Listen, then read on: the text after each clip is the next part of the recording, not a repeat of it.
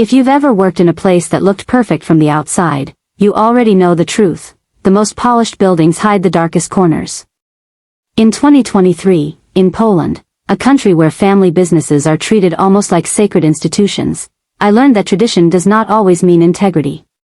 Sometimes, it simply means power passed down unchecked, unquestioned, and unchallenged. This is the story of how I learned that lesson the hard way.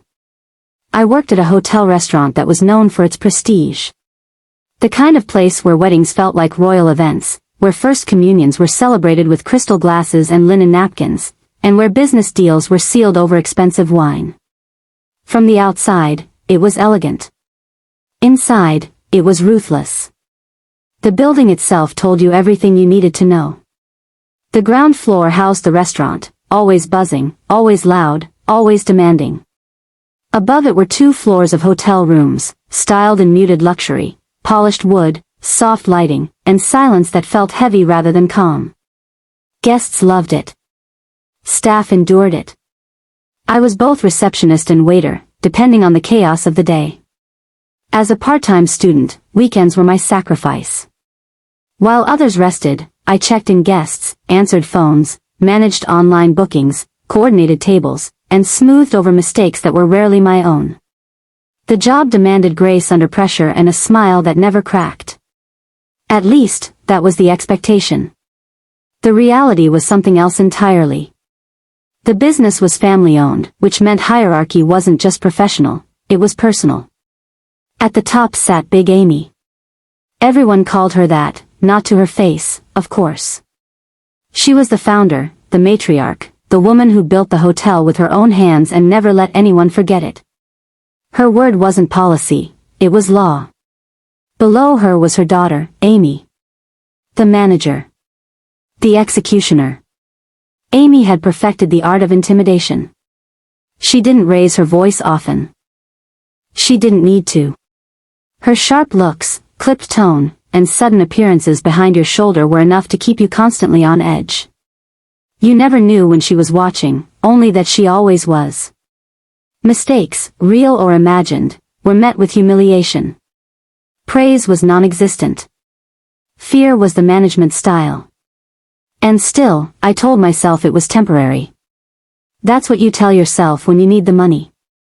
When you need the experience. When you're young and believe endurance is the same as strength. Sunday afternoons were the worst. Weddings ended late, guests were impatient, staff were exhausted, and management was always looking for someone to blame. That Sunday started like any other, reservations overlapping, phones ringing non-stop, guests complaining about wait times they had caused themselves. By mid-afternoon, my feet hurt and my head was buzzing, but everything was balanced. Or so I thought. I was standing behind the reception desk when I heard it. Heels. Slow. Sharp. Deliberate. Every staff member recognized that sound. Conversations died instantly.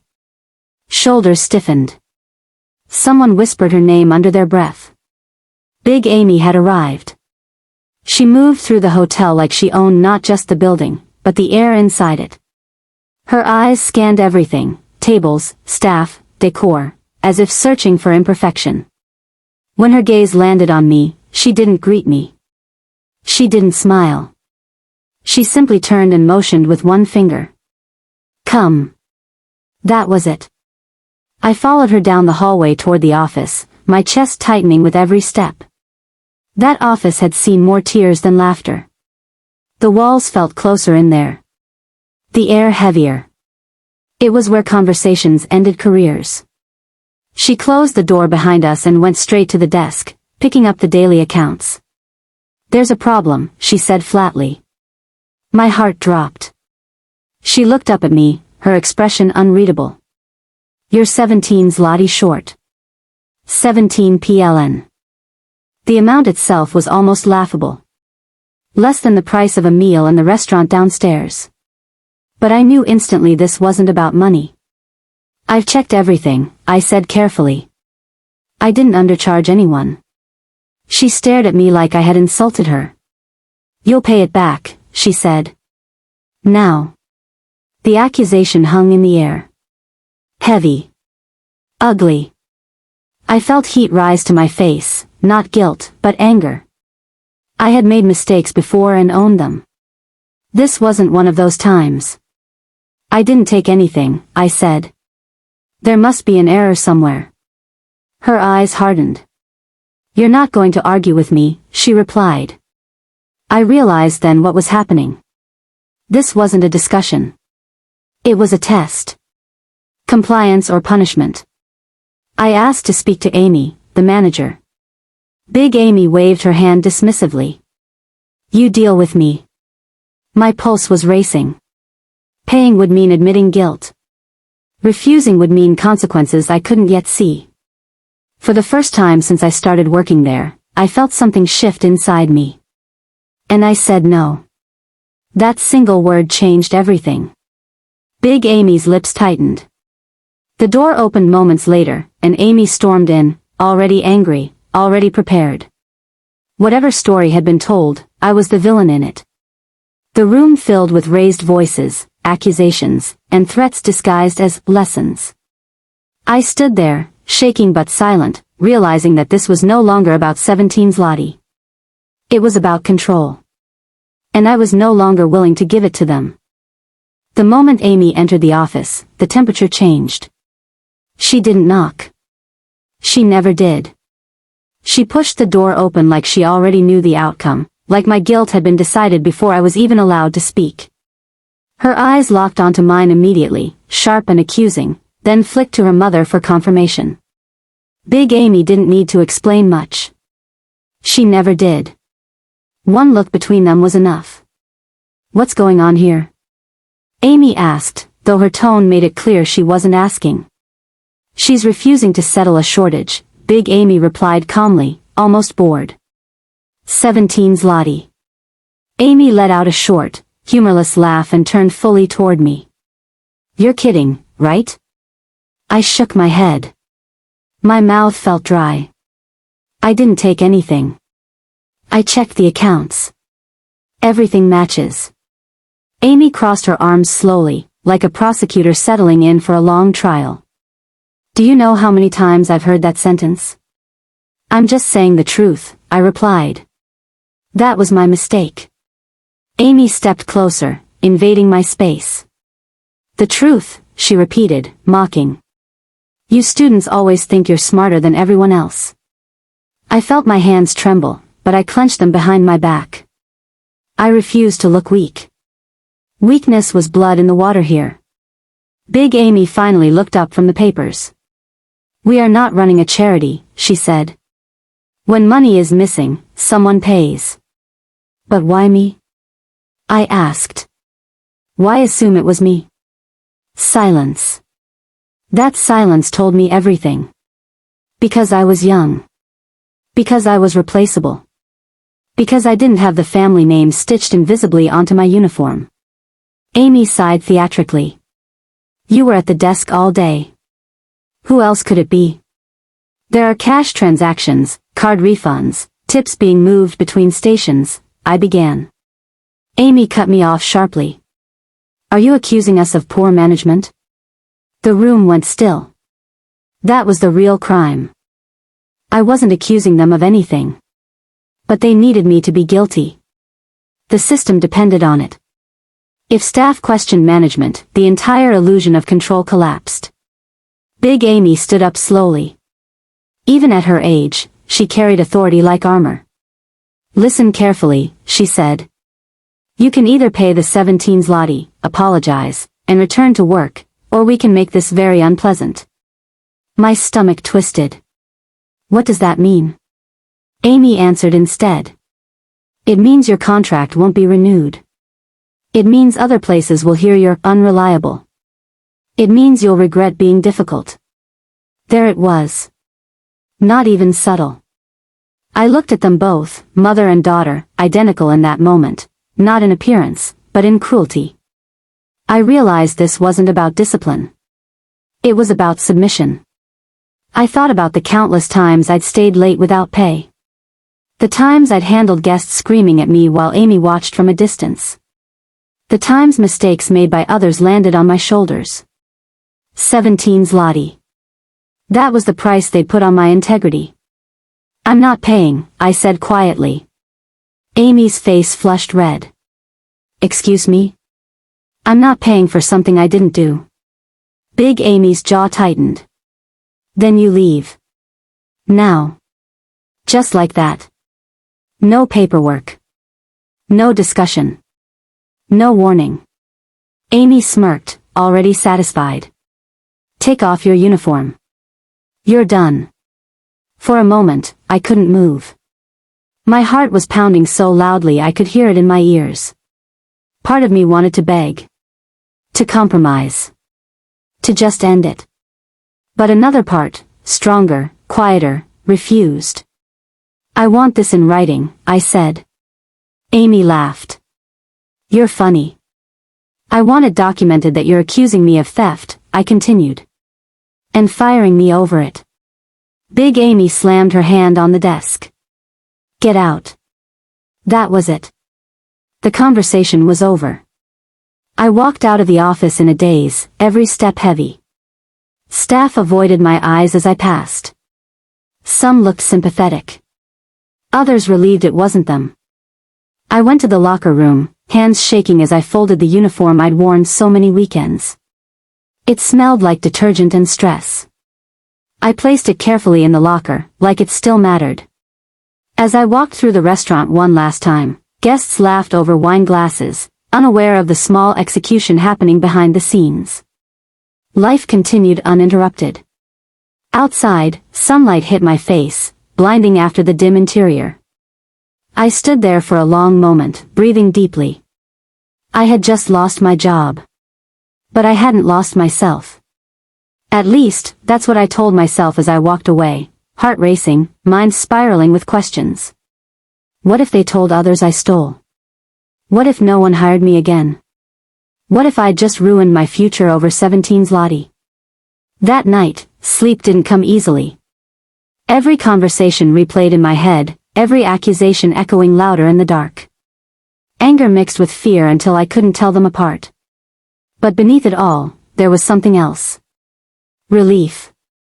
For the first time since I started working there, I wasn't waiting for footsteps behind me. I wasn't bracing for criticism. I wasn't shrinking. I didn't know it yet, but that day wasn't the end. It was the beginning of consequences they never expected.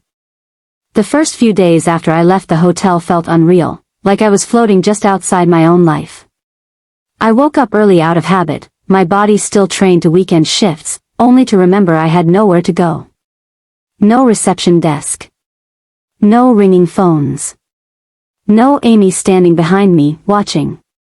The realization came in waves, first relief, then panic, then anger, then relief again. I kept checking my phone, half expecting a message. An accusation. A threat. Something. Nothing came. That silence was worse than shouting. In Poland, especially in smaller cities where hospitality businesses talk to each other, reputation is currency. One word, untrustworthy, problematic, thief, can quietly close doors you haven't even knocked on yet. I imagined Amy calling other hotels, her voice calm and convincing, painting me as careless at best, dishonest at worst. I had no proof she wouldn't do it. But I also knew something else. I wasn't the first. That thought came to me while replaying everything in my head. The way staff avoided eye contact. The way no one defended me. Not because they thought I was guilty, but because they were afraid. Fear like that doesn't come from a single incident. It's learned. A few days later, I ran into Marta, a former waitress from the hotel, at a grocery store. She froze when she saw me, eyes darting around as if Big Amy might appear between the shelves. Are you okay? She asked quietly. I nodded. I think so. She hesitated, then leaned closer. They said you stole money. There it was. Not shouted. Not announced. Just said. I didn't, I replied. I know, she said instantly. Too instantly. That confirmed everything. Marta glanced around again before continuing. It happened to Kasia last year. Different amount. Same story. My chest tightened. What happened to her? They made her pay. She cried in the office.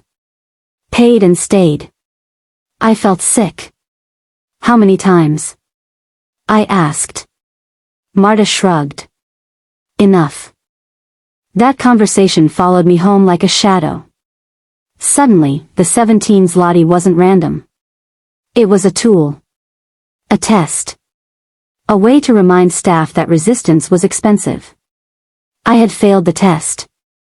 Or passed it, depending on how you looked at it. A week later, I started hearing more. Not directly, but through people who knew people. The hotel was short-staffed. Again. Weekend shifts were chaos. Reservations were being mishandled. Guests were complaining about rude service. I shouldn't have felt satisfied. But I did. Not because I wanted the place to fail, but because the cracks were showing. Without obedient staff absorbing abuse, the machine struggled. One evening, I received a message from an unknown number. Hi. This is Anya. We work together at the hotel. Can we talk? We met for coffee the next day. Anya looked exhausted. Dark circles under her eyes. She stirred her drink without sipping it. They're looking for new staff, she said. Desperate. I raised an eyebrow. Already? They can't keep people. Amy's worse than ever. I stayed silent, letting her continue. She's paranoid now, Anya said. Checks the register obsessively. Accuses everyone. Big Amy comes in more often. So nothing's changed, I said. No, Anya replied. It's worse. Because you said no. That sentence hit harder than I expected. You scared them, she added.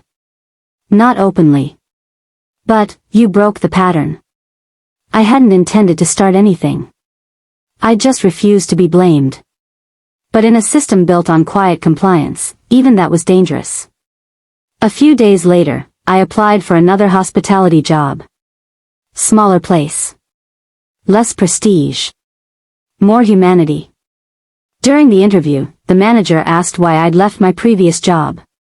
I took a breath and told the truth, carefully, professionally, without emotion. There was a disagreement over responsibility for a cash discrepancy, I said. I was asked to take responsibility for something I didn't do. The manager studied me for a long moment. Did you? He asked. No. He nodded. Good answer. I got the job. That's when I realized something important. Intimidation only works when you believe there's nowhere else to go. Meanwhile, the rumors kept growing. A wedding party complained publicly about poor service. A business group left a negative review mentioning hostile staff atmosphere. One comment stood out. You can feel the tension. Like employees are afraid. I read it twice. Big Amy had built her empire on control, but control requires silence. And silence was breaking. Months later, I heard the strangest thing. Amy had exploded at a guest. Not staff. A guest. Apparently, a man questioned an extra charge on his bill. Amy accused him of lying. Loudly. Publicly. The guest was influential. He didn't back down. Complaints were filed. Reviews followed. The owner, Big Amy, was furious. For the first time, the aggression had gone in the wrong direction. I thought back to that office. To the accusation. To the way they expected me to fold. They never considered what would happen if someone didn't. I didn't feel like a hero. I still don't. I was scared. I lost income. I lay awake at night wondering if I destroyed my future over pride. But slowly, something settled inside me. Self-respect. Not loud. Not dramatic.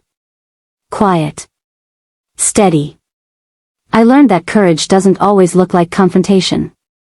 Sometimes it looks like refusing to lie. Refusing to pay for someone else's wrongdoing. Refusing to shrink. I don't know what ultimately happened to Big Amy's empire. I only know that nothing built on fear lasts forever. And I know this. The moment I said no, the story stopped being only about them. It became about me. I didn't intend to stay connected to that place. In my mind, the hotel was behind me, another chapter closed, another lesson learned the hard way. I focused on my new job, on my studies, on rebuilding a sense of normalcy. I told myself I was done looking back. But places like that don't let go so easily. They linger. In conversations. In whispers. In stories that find their way back to you when you least expect them. It started subtly. A former coworker liked one of my posts on social media, something small, insignificant. A few days later, another sent a friend request. Then a message. Did they ever give you a reason? Like, officially? That question told me everything. No paperwork. No documentation. No record of wrongdoing. Just an accusation that existed only in spoken words, floating just long enough to damage, then disappearing when accountability might appear. I replied honestly. No. They wanted cash. I refused. The response came almost immediately. I thought so. That phrase, I thought so, kept repeating itself in different conversations with different people. Each time, it landed heavier. Because it meant they knew. They had always known. I learned that after I left, Big Amy increased her presence at the hotel. She wasn't stepping in to stabilize things, she was tightening the grip. Cash registers were checked obsessively. Staff were questioned individually, sometimes more than once per shift. People were pulled into the office for talks that left them pale and shaken. Fear became policy. And fear is exhausting. Anya told me staff turnover was accelerating. People quit without notice. Others called in sick and never returned. New hires lasted days, sometimes hours, before realizing what kind of place they'd stepped into. The irony was almost poetic. The business that demanded loyalty had none left to give. One afternoon, while I was working my new shift, a guest mentioned the hotel casually. "You worked there, right?" she asked. I froze. "Yes," I said carefully. "I used to." She hesitated, then leaned closer. "What's going on with them?" "Service has gotten strange." Strange was a polite word. I kept my response neutral. "High turnover," I said. "That affects everything." She nodded slowly, like that confirmed something she'd already suspected. That was when I understood something crucial. The damage wasn't loud. It wasn't dramatic. It was quiet, cumulative, and unstoppable. Reputations don't collapse in one moment. They erode. Brick by brick. Meanwhile, Amy was unraveling. According to people still inside, she was snapping more often. Her control slipped. Where she once intimidated with silence, now she lashed out openly. Staff meetings turned into lectures. Small mistakes were treated like moral failures. And guests noticed. They always do. The hospitality industry survives on illusion. Calm, warmth, effortlessness. The moment tension seeps through the surface, the spell breaks. Big Amy blamed everyone but herself. She blamed this generation. She blamed laziness. She blamed social media. She blamed staff who had no respect. What she didn't blame was her own system. The system that demanded obedience without fairness.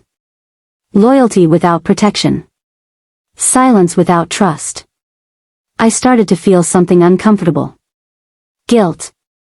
Not because I regretted standing my ground, but because I realized my refusal had consequences for others still trapped there. When a system depends on sacrifice, the first person who refuses exposes how fragile it really is. And fragile systems lash out. One evening, I received another message. This time from someone I barely knew, a new hire who'd lasted less than a week. They asked me to pay for missing money, she wrote. I remembered your story. I quit. I stared at the screen for a long time. I hadn't planned to be an example. I hadn't wanted to inspire anything. I just wanted fairness. But fairness is contagious. That realization changed how I saw everything. The fear that once haunted me, being blacklisted, silenced, erased, started to lose its grip. Because silence was no longer guaranteed. The more pressure Big Amy applied, the more visible her tactics became. What once happened behind closed doors started leaking out into the open. Reviews. Conversations. Warnings. People talk. And once they start, it's impossible to stop. I wondered if Big Amy ever thought about that Sunday afternoon.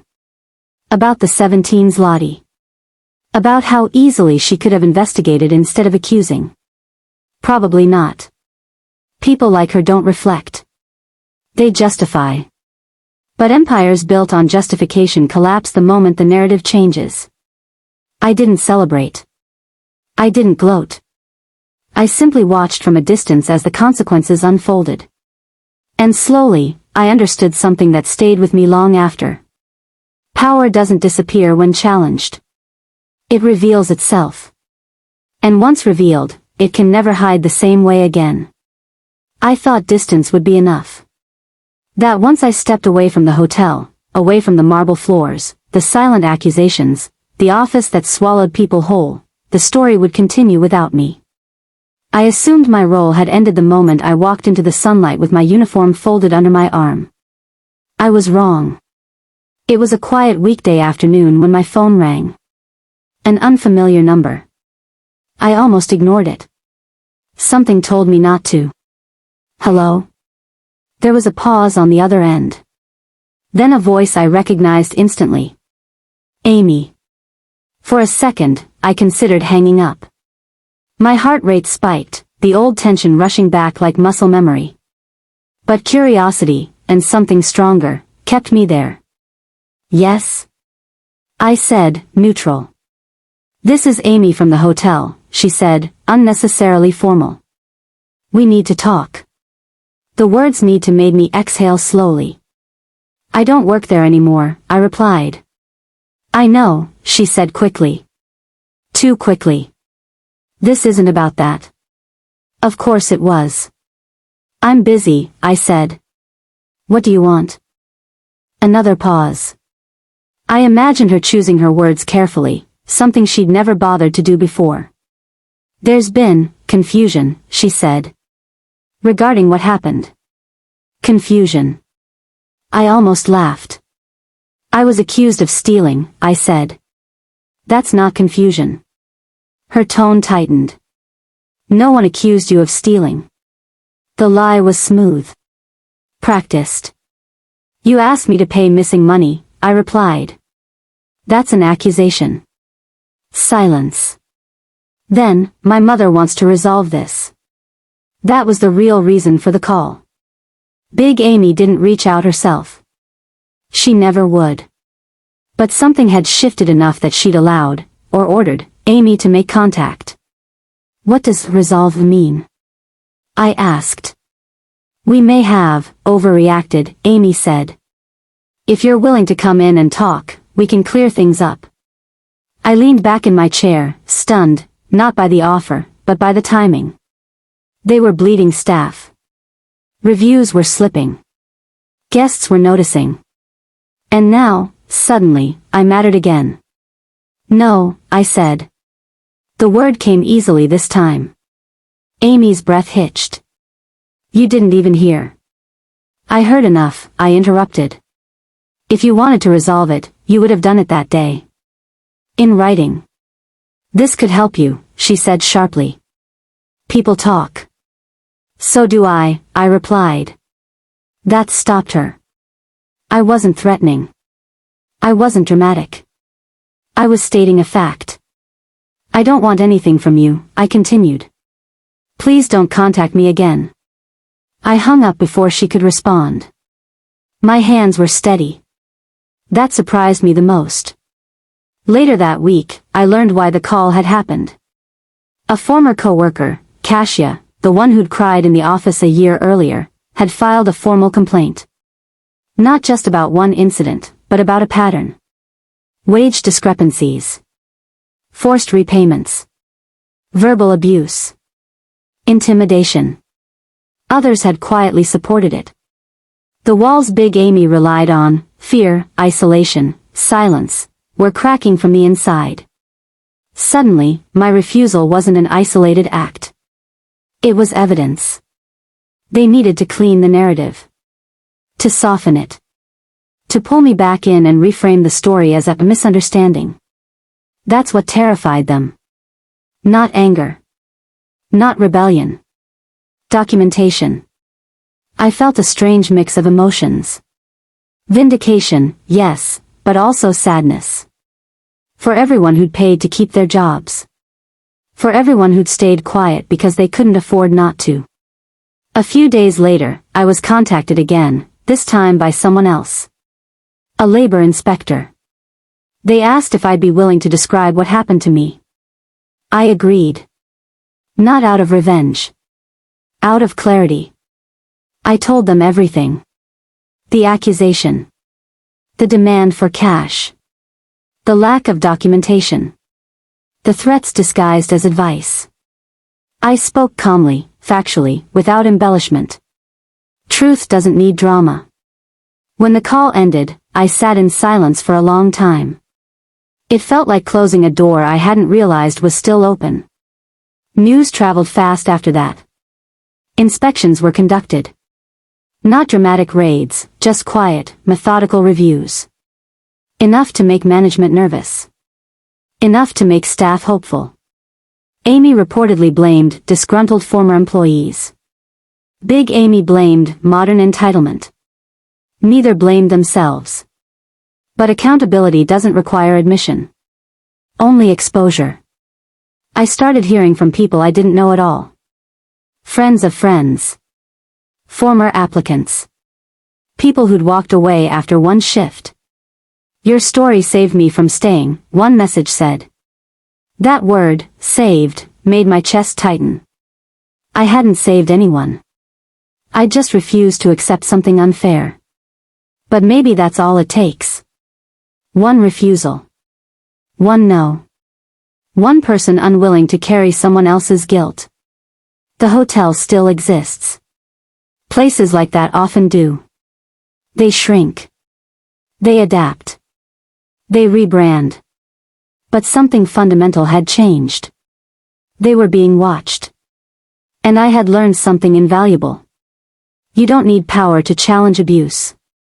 You just need to stop cooperating with it. Time has a way of revealing what people work hardest to hide.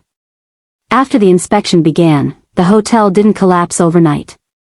That would have been too clean, too cinematic. Instead, it entered a slow, awkward phase of survival, like an animal pretending it wasn't wounded while bleeding internally.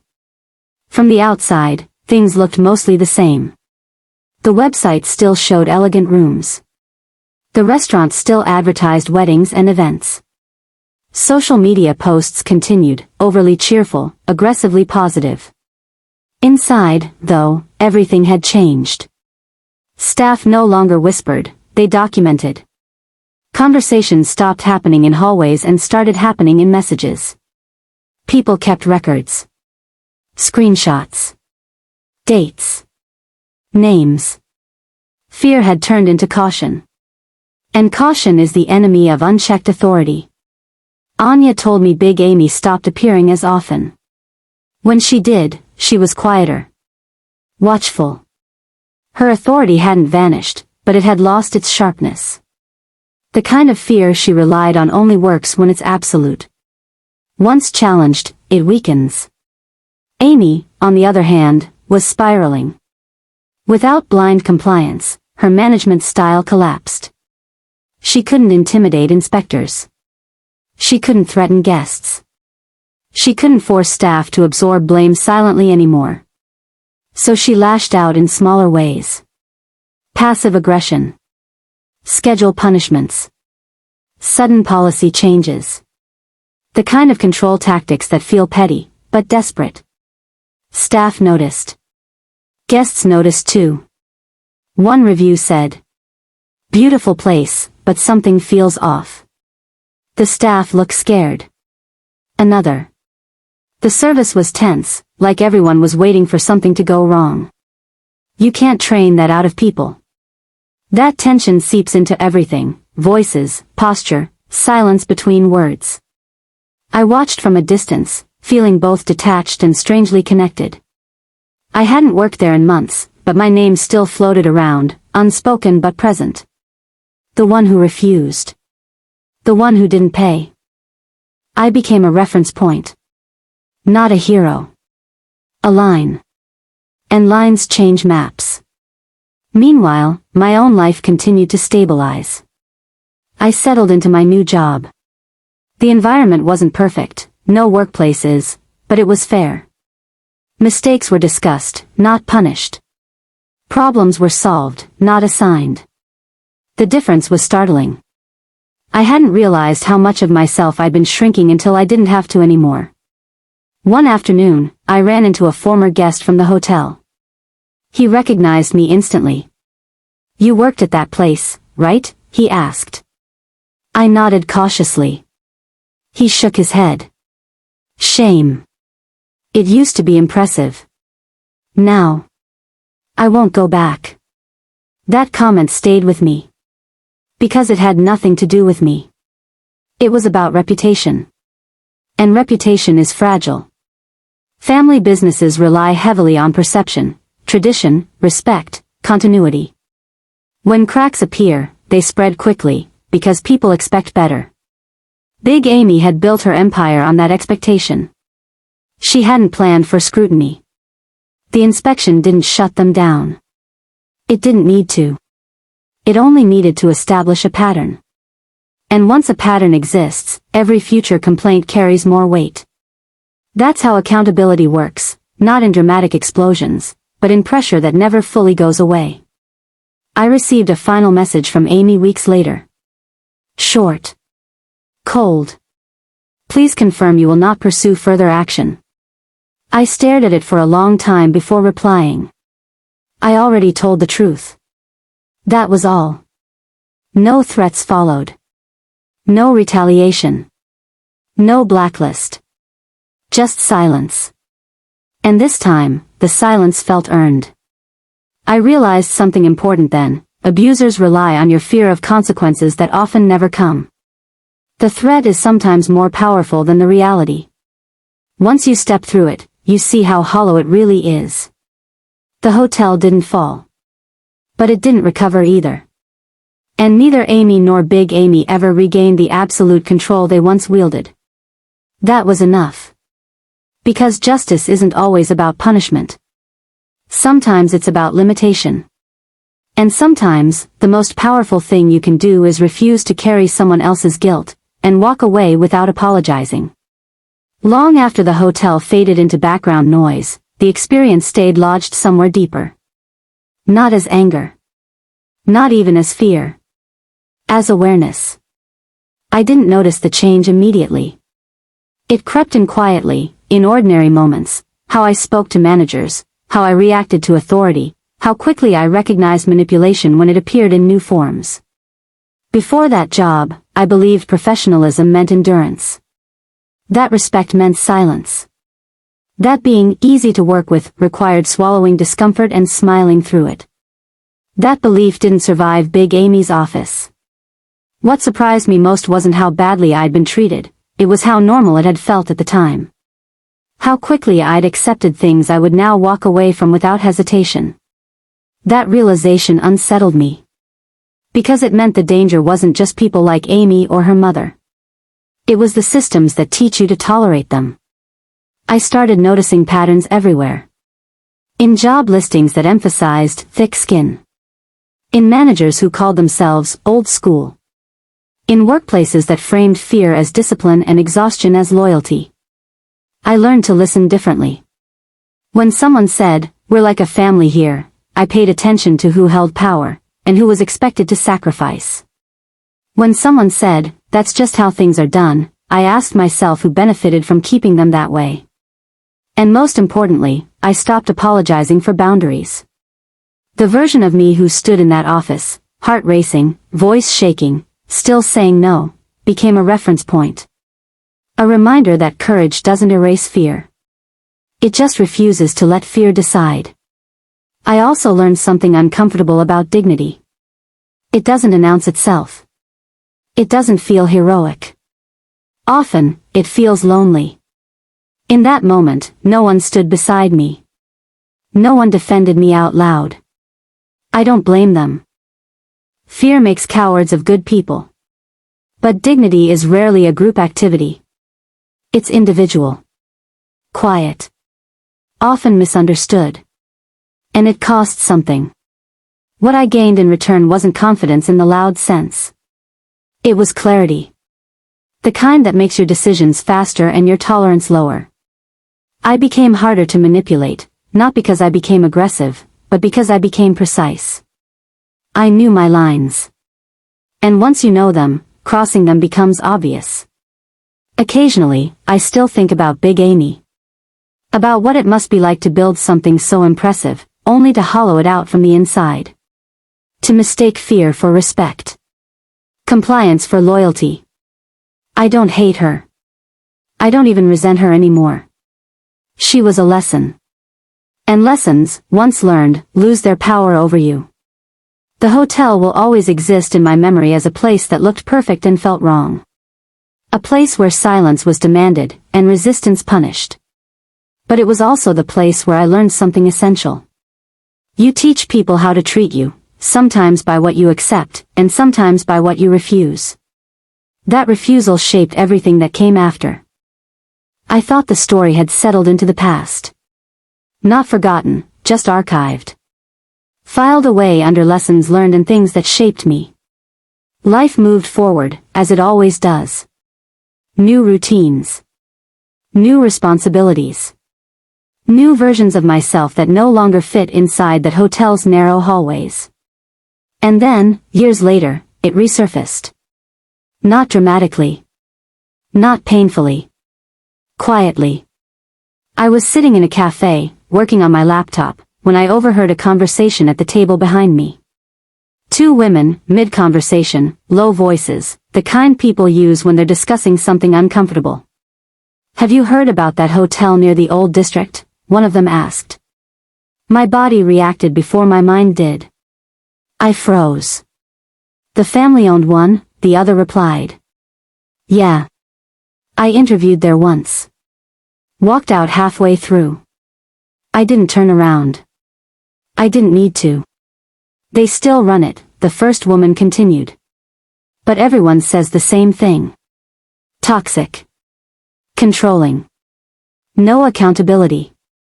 I closed my laptop slowly, hands resting on the keyboard. Years had passed. Different people. Different staff. Same reputation. That's when I understood something fundamental. Places don't change just because time passes. They change only when the values at the core are questioned, and replaced. The hotel had survived inspections, complaints, turnover, and public criticism. But it hadn't evolved. It had adapted just enough to keep going, not enough to become better. And adaptation without reflection only delays collapse. I walked home thinking about how many people pass through places like that. How many think they're alone in their discomfort? How many believe the problem is them? That belief is the most efficient tool of control.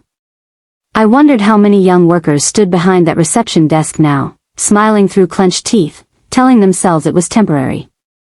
Telling themselves it was normal. Telling themselves endurance was maturity. I wished I could tell them one thing. It isn't.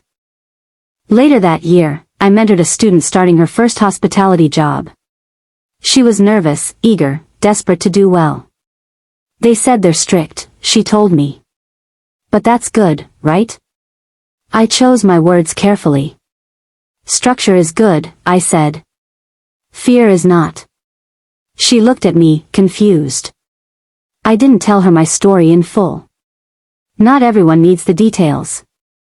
But I taught her how to spot red flags. How to document. How to trust discomfort instead of rationalizing it away. And as I spoke, I realized something else. The story had changed form. It wasn't about me anymore. It was about transmission. Experiences like that don't end when you leave the building. They echo, through advice, through boundaries, through the quiet confidence that tells someone else, you're not wrong for feeling this way. Big Amy's empire never fell dramatically. There was no headline. No public reckoning. But her influence shrank. And sometimes, that's the truest form of consequence. Because legacy isn't what you build, it's what remains when people stop being afraid of you. The hotel remains standing. But the silence it once demanded does not. Sometimes, to understand a moment fully, you have to revisit it, not physically, but in memory. I think about that Sunday afternoon often. Big Amy's heels clicking against the marble, Amy's red face, the cold accusation about 17 zloty. My heart pounding. My hands shaking. The weight of expectation, fear, and injustice pressing down like the walls themselves. Back then, I only saw one thing, the immediate threat. The risk. The demand to bend, comply, and pay for something I didn't do. Now, I see more. I see courage. Not grand, not loud, but precise. Intentional. Quiet defiance. I see a version of myself I wouldn't have recognized before that moment. I see someone learning, painfully, that integrity isn't optional, even when the price is fear, loneliness, or lost opportunity. I think about the staff who stayed. Who paid, who suffered, who endured. My refusal didn't undo their experience, but it did create a crack, a small opening where they could see that resistance was possible. I think about the guests, the weddings, the celebrations that carried on around that tension. People unaware of the silent struggles shaping their experience. I think about Amy and Big Amy. About ambition, power, and the way control can feel like invincibility until someone refuses to participate in the illusion. And I think about myself. About the way fear shrinks, the way boundaries solidify, the way dignity becomes something you guard, fiercely and quietly. Returning to that moment, I realize it was never about 17 zloty. It was about what we accept, and what we refuse, to carry for others. It was about learning that authority without accountability is fragile. It was about understanding that silence is not always compliance. And it was about discovering that even small acts of refusal can ripple outward, in ways you never anticipate. I don't romanticize it. I don't think of myself as heroic. I think of it as a lesson in precision. In patience. In knowing when to speak, when to act, and when to simply say no. The office, the marble floors, the cold eyes, they exist only in memory now.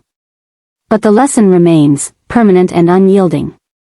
And the lesson is simple. Courage isn't absence of fear. It's the decision to act despite it. Years have passed since that Sunday afternoon in the hotel office.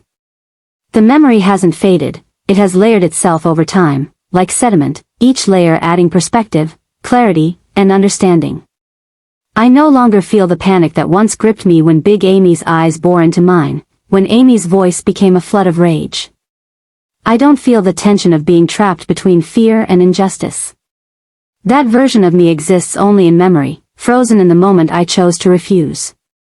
What remains now is awareness. Perspective. And, above all, conviction.